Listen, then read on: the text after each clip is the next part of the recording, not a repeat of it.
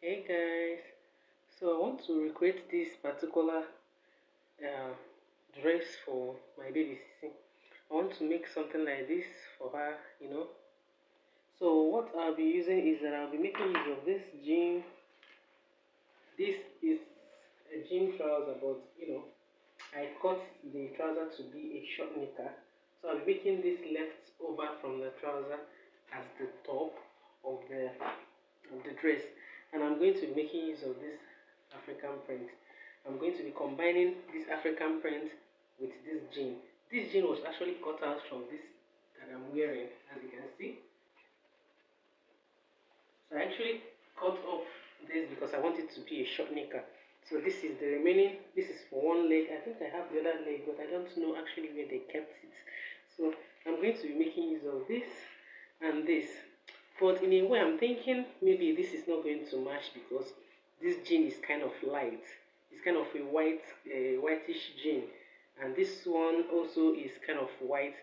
I was thinking maybe I'll go for a darker jean, but I don't have any darker jean that I will recycle or cycle to make this dress. That's why I'm going for this.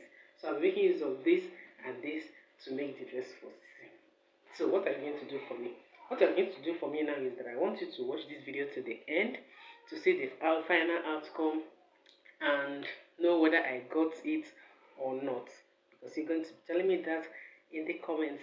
So before we start, if this is your first time of seeing my face, you're welcome to the channel.